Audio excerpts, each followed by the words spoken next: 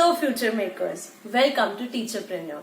We live in a fast-paced world where concepts and ideas are constantly bombarded on us from every direction. In the course of teaching, optimism and communication are two important key features, and storytelling is a perfect blend of the two. Stories are universal as people from any age group can connect to it. They help us develop our understanding of the characters and perspectives and help shape our personality. Stories also help in passing on knowledge with the great morals that they have.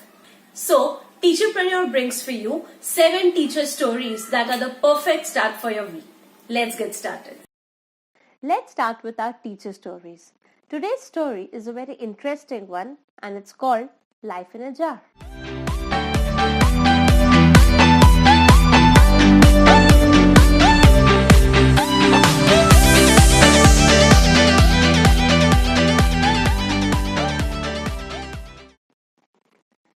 A professor stood before a class with an empty jar in front of her.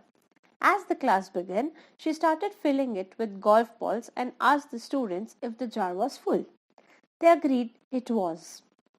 The professor then picked up a box of pebbles and poured it into the jar. Upon shaking it lightly, all the pebbles rolled open into the areas between the golf balls. She again asked if the jar was full. They said it was.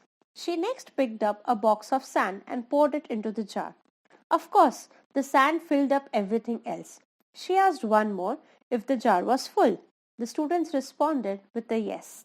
The professor then produced flavored milk from under the table and poured the entire contents in the jar, effectively filling the empty space between the sand.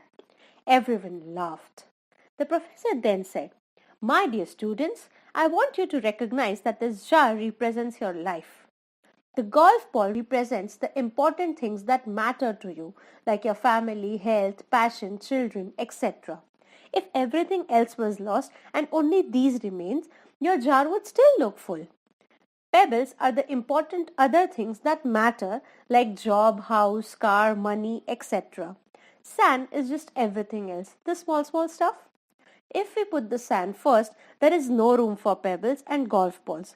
The same goes for life. If you spend the energy on small stuff, you will never have room for things that are actually important to you. So set your priorities right and take care of the golf balls first." With this, a student raised her hand and inquired about the milk. The professor smiled and said, "I am glad you asked. The milk just shows you that no matter how full your life may feel, there's always a room for dessert. Hence, don't let the child inside you ever die." Today we are doing teacher story 2 and it's called Your Status is Determined by a Cup of Coffee. Let's start.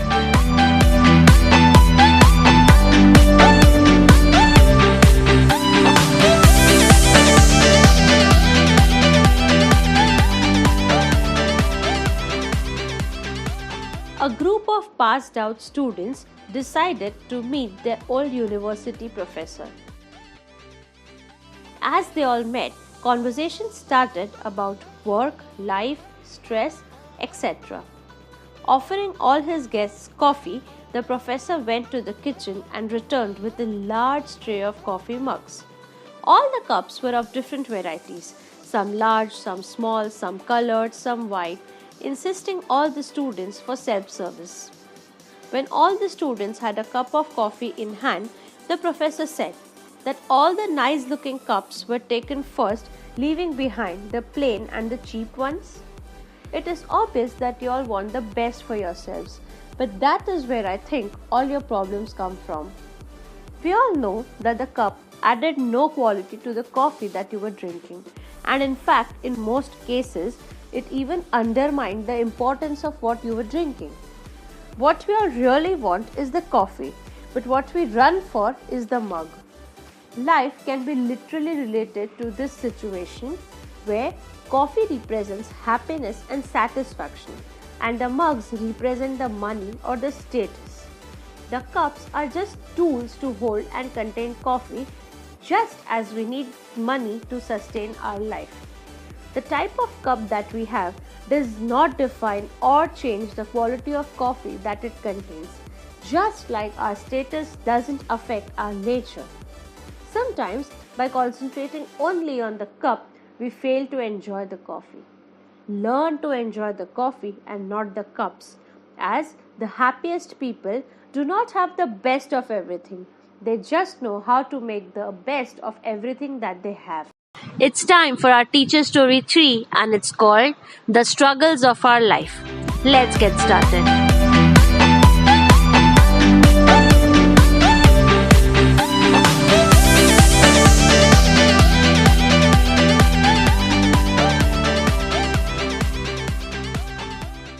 Once a child complained to his teacher that his life was miserable and that he didn't know what he wanted to do. He was tired of fighting and struggling all the time. It just seemed that as one problem was solved, others soon followed. The teacher listened to this very carefully and took him to the kitchen. She filled 3 pots with water and placed it on high fire.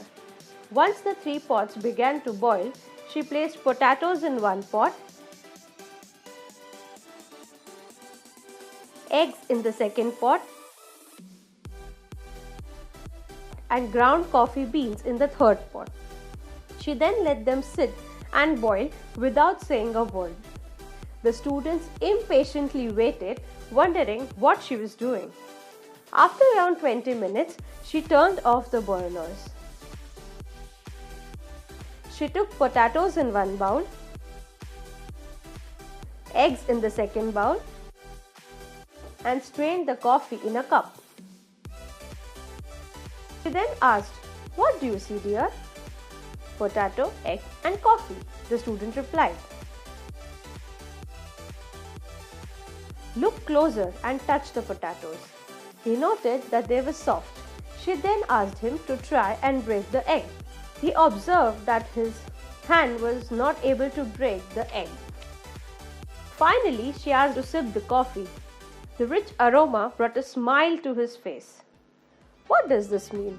asked the student. She then explained that the potatoes, the eggs, and the coffee beans had each faced the same adversity, the boiling water. However, each one reacted differently. Potato went in strong, hard, and unrelenting. But in boiling water, it became soft and weak.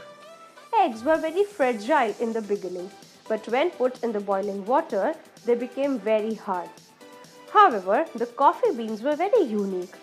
After they were exposed to boiling water, they changed the water and created something new. "Which one are you?" she asked. "When adversity knocks at your door, how do you respond? Are you a potato, an egg, or a coffee bean?" In life, things happen around us. Things happen to us. But the only thing that truly matters is how you choose to react to it and how you try to make the best of it. Life is all about learning, adopting, and converting all the struggles that we experience into something really positive. It's time for Teacher Story 4, and it's called Bottle of Soda and Bottle of Water. Let's get started.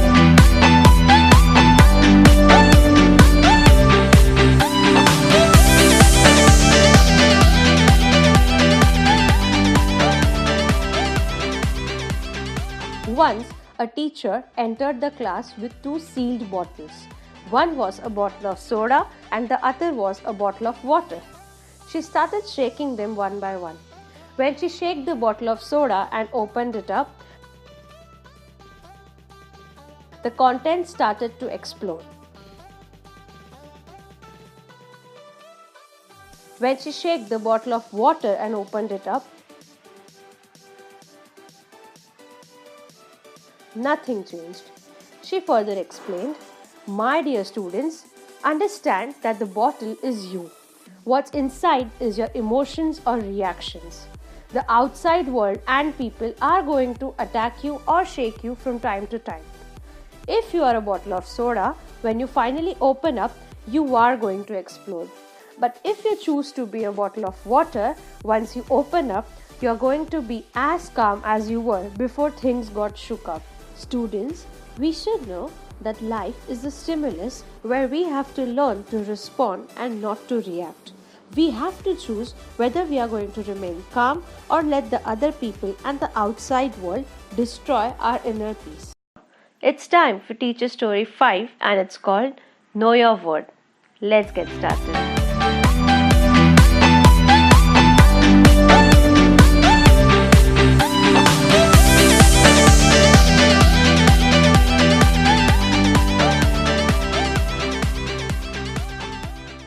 A teacher started her class by picking a 2000 rupees note from her wallet.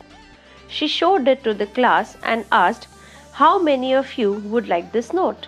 Naturally, all hands went up.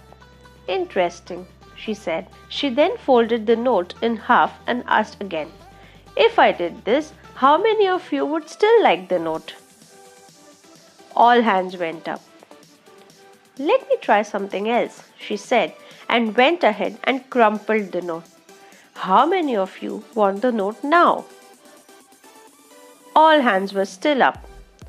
She then explained, "My dear students, today we have learnt an important lesson that no matter how much the note was crumpled or scrunched or trodden, it was still worth 2000 rupees. Just like the note held its value, so do you. No matter how many times life will tread on you, crumple you, or scrunch you, you will always keep your value. All of us have a spark within us, and that spark will never be taken away. So know your worth, know your value, adjust your crown, and lead your life like it's meant to be." Today's video is 2019 Valentine's Day special teacher story, and the story is called A Conversation of Love and Marriage in Our Teacher Style. Let's get started.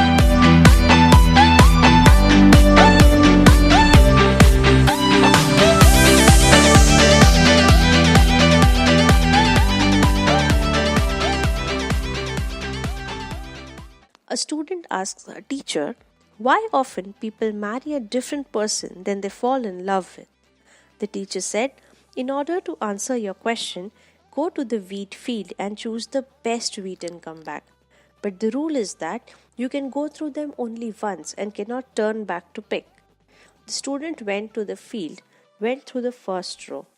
He saw one big wheat which he instantly liked, but he wondered, maybe there's a bigger one further. Then he saw another bigger one, but again he thought, maybe there is even bigger one waiting for him. Later, when he finished more than half of the wheat field, he started to realize that wheat is not as big as the ones he let go of. He started to realize that he missed the best one in search of a bigger one. So he ended up going back to the teacher with an empty handed because he just wasn't able to forgive himself for letting go of the best wheat, and described what happened. The teacher told him, "You kept looking for a better one while letting go of the best one. And later, when you realize that you have missed it, you can't go back. This is the mistake which people who fall in love with often make and lose the best person that they could have their life with." So the student said, "Does that mean one should never fall in love?" The teacher replied, "No, dear. Anyone can fall in love if they find a suitable person. But once you truly fall in love, you must never let go of that person due to anger, ego, or comparison with others." "Then how do they end up marrying someone other than the one they loved?" the student asked. The teacher said, "In order to answer this question, you must now go to the cornfield and choose the biggest corn and come back. But the rule is same as before. You can go through them only once and cannot turn back to pick." The student went to the cornfield. This time he was careful not to repeat the previous mistake. When he reached the middle of the field, he picked one medium corn that he felt satisfied with and went back to the teacher. He described how he had made that choice. The teacher told him, "This time you didn't come empty-handed. You looked for the one that is just nice and you had to put your faith that this is the best one that you could get. This is how one makes choice for marriage." The student stood confused. The teacher asked, "What is bothering you now, my child?" The student replied, "I am wondering which would have been better, marrying a person you love or loving the person you marry." The teacher replied, "This answer is very easy. Life is like a basket of fruits. Either you have to make a choice of eating a fruit you love or be content with something that is healthy. Choose wisely, or else you may have to spend your whole life wondering what would have happened if you had made the other choice." As long as you stay true to yourself and honest with everybody around you, you can never go wrong with any of the choice that you make in love. Because at the end, love is love. If you like the video, give it a thumbs up. Comment and tell us which story did you like the most. Also, don't forget to subscribe to Teacherpreneur for more such videos. See you soon.